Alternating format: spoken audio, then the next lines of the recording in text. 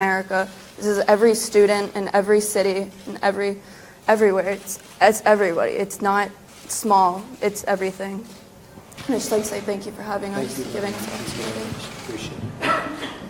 opportunity. My name's Fred Abt. I'm Carson's dad. I'm going to pass the microphone along to some of the other students. If we have a chance later on, perhaps I'll speak or other parents could speak, but I'd like the students to get their chance. Very nice. My name is Justin Gruber, and I was at the school at the time of the massacre. I'm only 15 years old. I'm a sophomore. 19 years ago, the first school shooting at Columbine High School happened, and I was born into a world where I never got to experience safety and peace. There needs to be a significant change in this country because this has to never happen again. And people should be able to feel that when they go to school, they can be safe. And because there needs to be a change,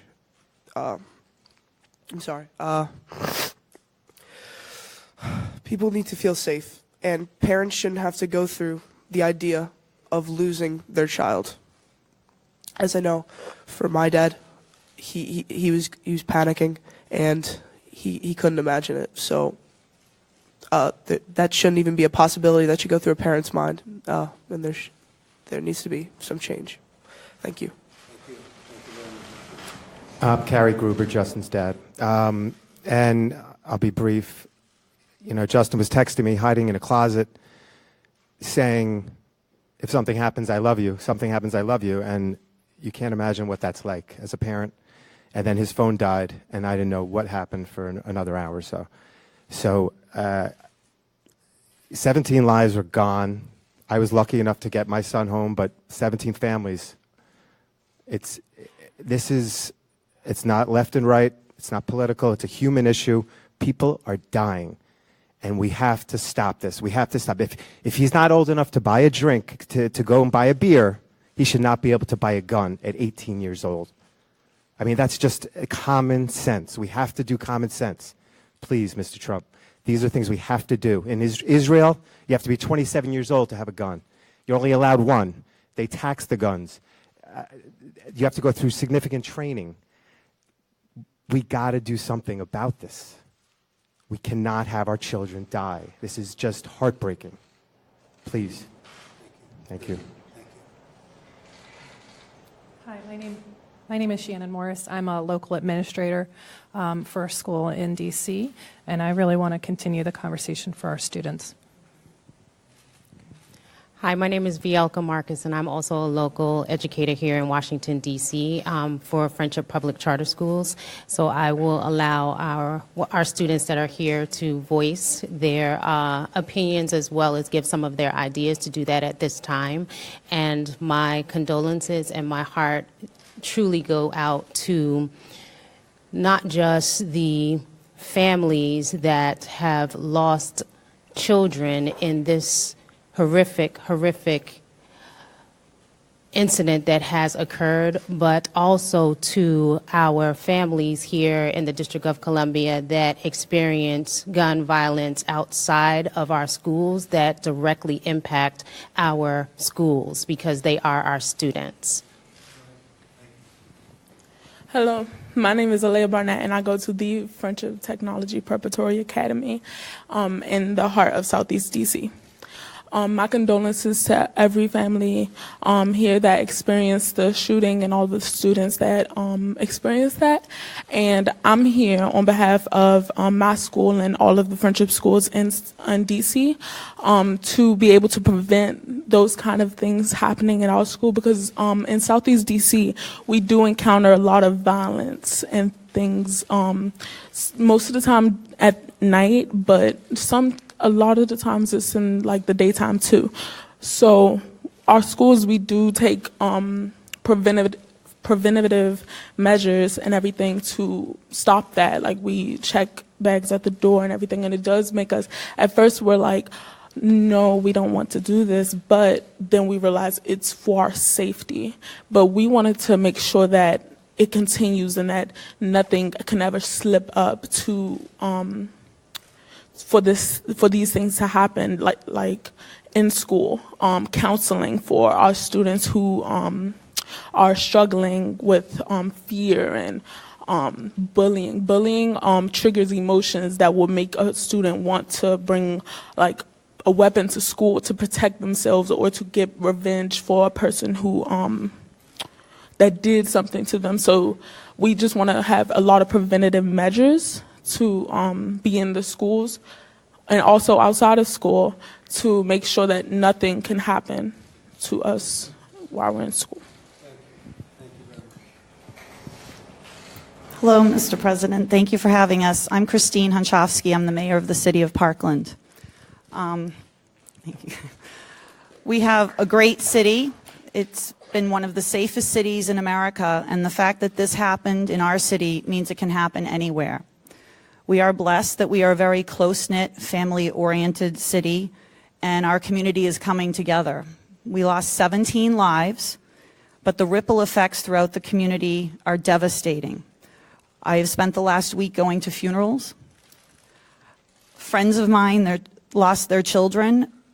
We have to, at some point, care enough and be strong enough to come up with solutions. And I hope we will. And if I might, I had 2 parents who lost children this past week text me some of their thoughts, if I might share them with you. Thank you. I spoke to Jennifer and Tony Montalto. They just had buried their daughter, Gina, yesterday.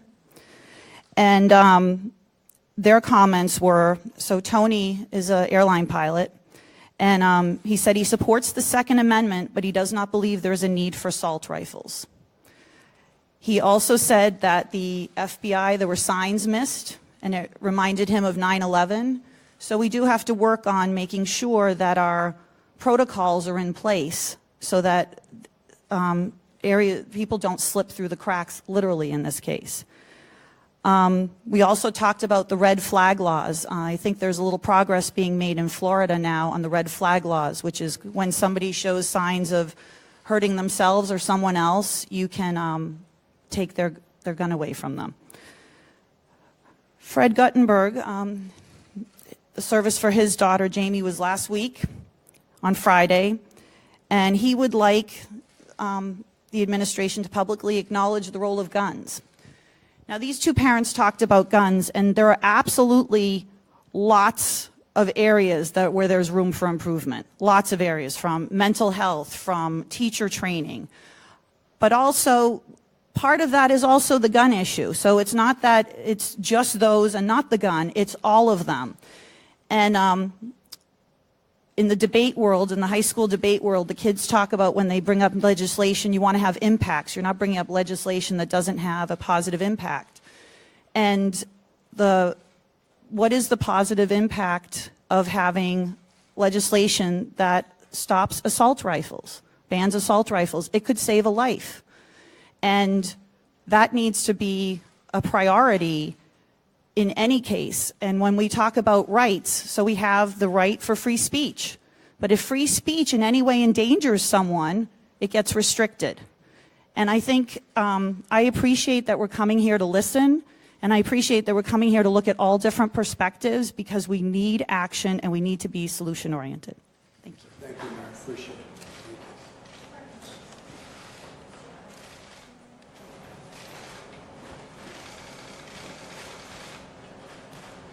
We're here because my daughter has no voice. She was murdered last week, and she was taken from us. Shot 9 times on the 3rd floor. We, as a country, failed our children. This shouldn't happen. We go to the airport.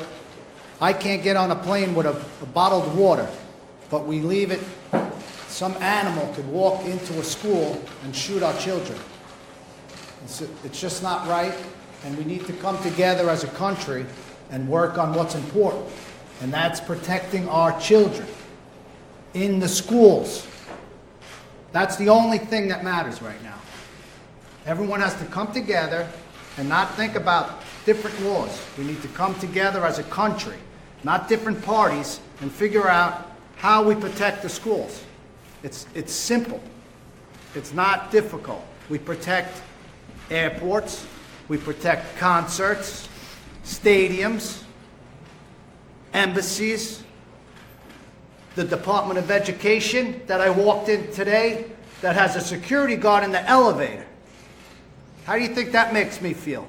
In the elevator, they got a security guard. I'm very angry that this happened, because it keeps happening. 9/11 happened once, and they fixed everything. How many schools, how many children have to get shot? It stops here with this administration and me. I'm not gonna sleep until it's fixed.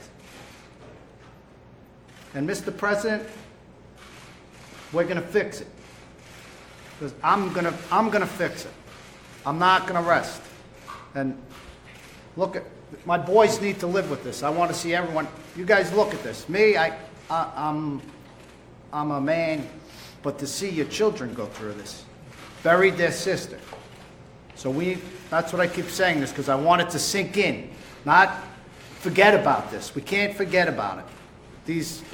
All these school shootings, it doesn't make sense. Fix it. Should have been one school shooting, and we should have fixed it. And I'm pissed, because my daughter I'm not going to see again. She's not here. She's not here.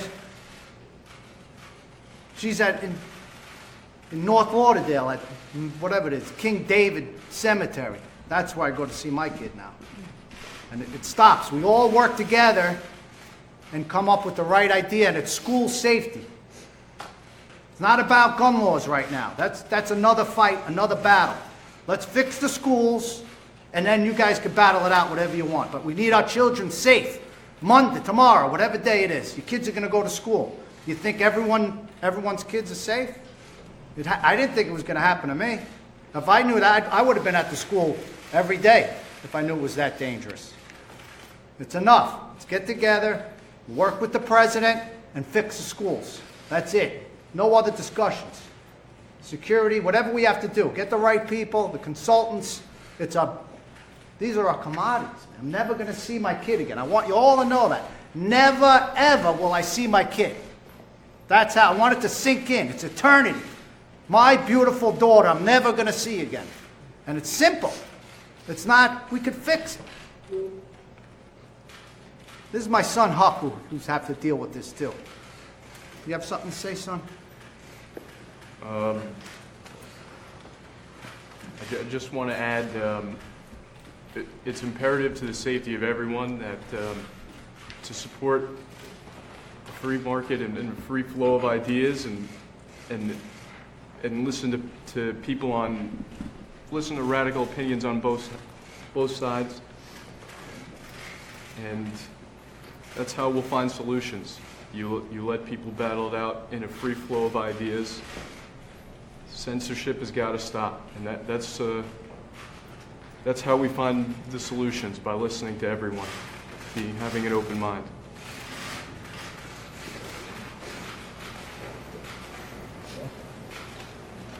This is my son, Hunter. How are you? I'm Hunter Pollack, class of 15, Marjorie Stoneman Douglas. I walked the same hallways where Meadow got shot and all 16 other victims. First off, I want to thank Mr. President for having us. We had a very effective meeting before we walked in this room. Mr. Vice President as well, and Madam Secretary. I put all my trust into them and my father that together that we'll be able to find a solution. And that's all I have to say. Thank you for having us.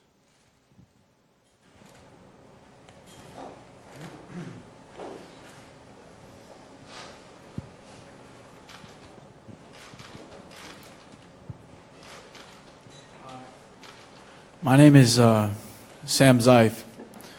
I'm a student from Marjorie Stoneman Douglas in Parkland. And I just want to take a second first to thank you for having me, Mr. President, Mr. Vice President, Madam Secretary.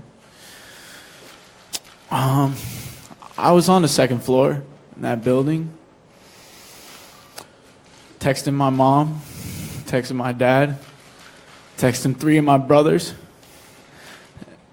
that I was never going to see him again.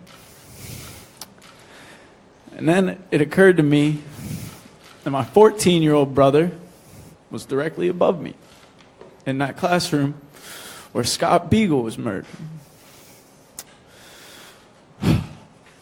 Scott Beagle got my brother into class. He was the last kid to get back into that class. And I'm sure a lot of you have read my texts on the internet with my brother. I didn't plan for them to go viral. I just wanted to share with the world, because no brothers or sisters or family members or anyone should ever have to share those texts with anyone. And that's why I'm here. I lost a best friend who's practically a brother. And I'm here to use my voice because I know he can't. And I know he's with me, cheering me on to be strong, but it's hard. And to feel like this, it doesn't even feel like a week. Time has stood still. To feel like this ever, I can't feel comfortable in my country knowing that people will have, ever gonna feel like this. I want to feel safe at school. You know, senior year and junior year, they were big years for me when I turned my academics around, started connecting with teachers, and I started actually enjoying school. And now, I don't know how I'm ever going to step foot on that place again. Or go to a public park after school, or be walking anywhere. Me and my friends, we get scared when a car drives by. Anywhere. And I think I agree with Hunter and Huck and how we need to let ideas flow and get the problem solved. I don't understand. I turned 18 the day after. Woke up to the news that my best friend was gone. And I don't understand why I could still go in a store and buy a weapon of war, an AR. I was reading today that a person 20 years old walked into a store and bought an AR-15 in 5 minutes with an expired ID. How is it that easy to buy this type of weapon? How do we not stop this after Columbine, after Sandy Hook? I'm sitting with a mother that lost her son. It's still happening. In Australia, there was a shooting at a school in 1999. And, you know, after that, they took a lot of ideas, they put legislation together, and they stopped it. Can anyone here guess how many shootings there have been in the schools since then in Australia? 0. We need to do something, and that's why we're here.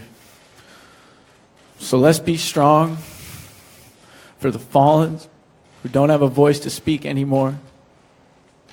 And let's never let this happen again. Please, please.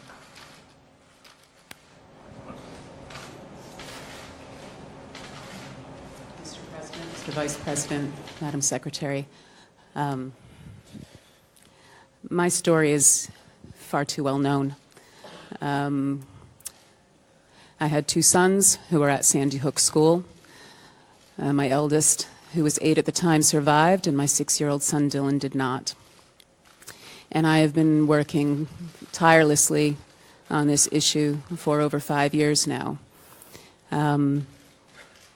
The organization that I help lead, Sandy Hook Promise, is very focused on keeping kids safe at school, because no parent should go through this. Every parent who sends their kid to school should know without any question in their mind that they're going to be coming home that day. This is not a difficult issue. You're absolutely right. There are solutions, and this administration has the ability to put them in place. And after Sandy Hook, they said we wouldn't let this happen again, and yet it has continued to happen for 5 years. How many more deaths can we take as a country? How many more teenagers and 6- and 7-year-olds can we allow to die? Don't let that happen anymore on your watch. There are things that you can do right now. Mental health, you mentioned earlier. Funding for that would be very much appreciated. The Stop School Violence Act, enabling prevention programs and reporting systems in schools across America. It's already passed through the House. It's in the Senate right now. Urge swift passage of that. That can get a lot of help to schools. I absolutely agree. Since Sandy Hook, there's been an increase in school safety and security. We've invested a lot in the bricks and mortar of our schools. We've invested a lot in the security of our schools. I think we also need to focus on prevention. How do we prevent these acts from happening? How can we help identify and get help for people who are at risk of hurting themselves or others before they pick up any weapon? That's what we need to focus on, by preventing these acts, and you have the ability to do that. There's legislation available to you right now. There are free training programs, such as our Know the Signs programs, available across the states. Right now, you could mandate these sorts of programs. You could ensure that schools, students, and educators are trained how to recognize these signs and to know what to do when they see them, and then to ensure that those tips are followed through. This is not difficult. These deaths are preventable. And I implore you, consider your own children. You don't want to be me. No parent does.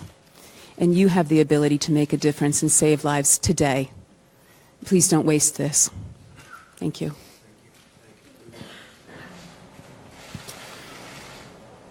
Mr. President, Vice President, and Mrs. DeVos, thank you for inviting my wife and I to be here today.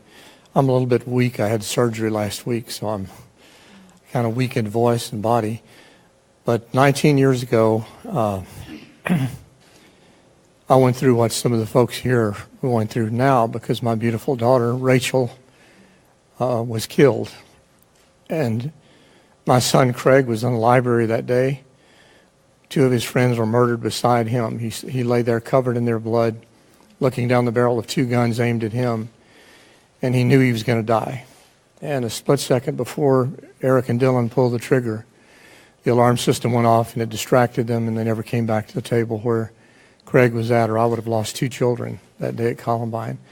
So my heart goes out to you, sir, and to every one of you in this room that have experienced the trauma that you've gone through at Parkland. Our focus has been, my beautiful wife, the most beautiful lady in the room is right there in the blue and white blouse, Sandy. We started a program called Rachel's Challenge, and it was started a year after Rachel died. And we have worked with some wonderful partners over the last few years. We work closely with Chuck Norris and his wife Gina in a program they called Kickstart for Kids. We work with Cal Ripken Jr. and his brother Bill, and have created a program for athletes called The Uncommon Athlete, and it's based on something my daughter wrote in one of her diaries. We partner with Dr. Robert Marzano, who's one of the top K-12 researchers in the country, and a program called Why Try, all dear friends, and another program called Love and Logic, Dr. Jim Fay, one of the largest parenting programs. All of us combine our efforts together. Our organization has reached over 28 million students in the last 19 years, and we have seen 7 school shootings prevented. We see an average of 3 suicides prevented every single week of the year, over 150 a year. I have a little book with me that I'd like to leave with you. It's got letters from students. We don't edit them. These are emails from students who are planning to commit suicide. And we see 3 of those every single week, students that have changed their mind. And if you don't mind, I just want to share one simple principle with you that we've learned over the years as we've worked with millions and millions of young people. And it comes from something you said last week in your speech, and it was that we must create a culture of connectedness. We must create a culture in which our classmates become our friends.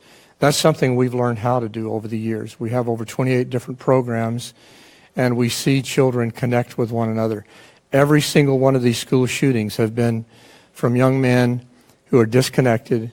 And we talk a lot about the mental health issues, but it actually goes deeper than that, because there's a lot of mentally ill children that are kind and compassionate. And so we work with those children every single day of the year, of the school year, but there's always the one with a propensity to violence. And so one of the things we have learned, and we train young people and we train teachers, that the focus must not be just on unity or diversity. Because if you focus too much on diversity, you create division. If you focus too much on unity, you'll create compromise. But if you focus on relatedness and how we can relate with one another, then you can celebrate the diversity and you can see the unity take place. I'm all for diversity, I'm all for unity, but the focus really needs to be on how can we connect. And that's something that we and our organizations have learned. One thing we have learned is how to connect students with each other, with themselves, with their teachers, and with their parents. And I would love to share more as we have a chance to do so. Thank you again for having us today.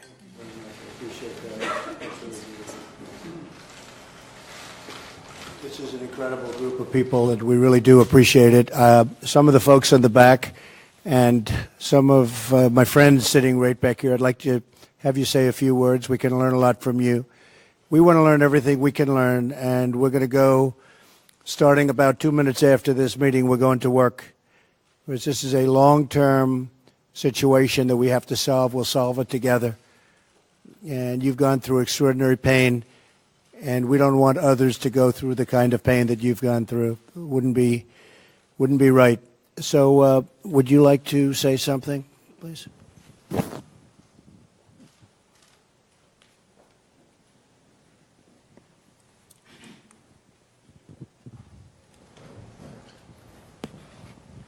Thank you, Mr. President. My name is Curtis Kelly. I represent Thurgood Marshall Academy here in the District of Columbia. Thank you, Vice President, Madam Secretary, for having myself and Gregory Baldwin, who represent Thurgood Marshall. My tragedy started September the 20th of last year, where I have two twin sons that attend Thurgood Marshall, and they are elite athletes, Junior Olympics. One of my sons was a youth council member for the District of Columbia in Ward 5, and one day this is after school.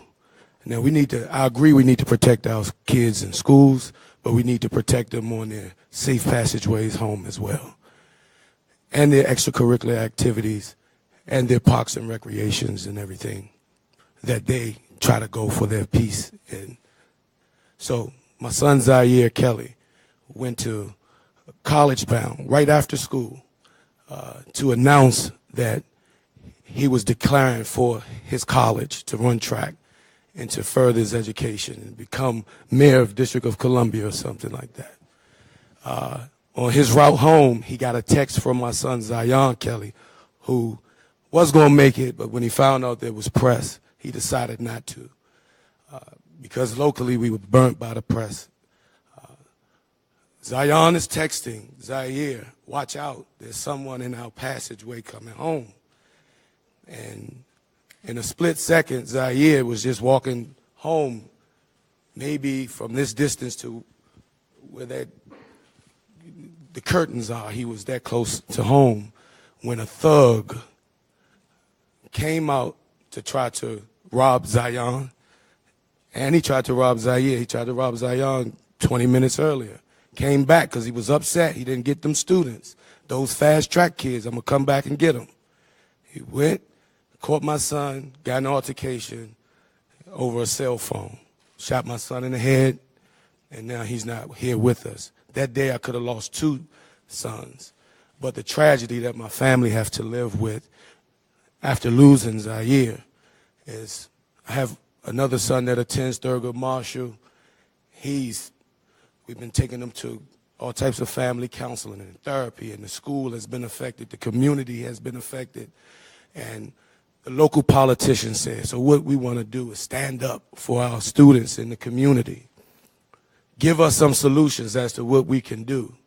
So myself, along with Helping Hands Inc. DC, came together and got with our attorneys and everyone else and said, okay, we're going to do some research and find out what legislation can be found that can better serve to protect our students in their safety zones and their school zones. And it's been a fight because everybody show up for photo ops. All the politicians show up to say, we're going to get it done. We're going to protect our kids. But just a couple weeks later, school shooting, just like we all hearing about all these experiences at Ballou Senior High School, kid gets shot in school. Dunbar, kid gets shot in school. In our schools, on their safe passageway home, their parks and recreations, extracurricular, our students have to be protected. Our students have to be protected. One local legislator asked me, how do you define students? How would a criminal define students? You would define them after you commit a crime against them. The students are crying. They're calling for a national standout day, April the 20th, in celebration of Columbine.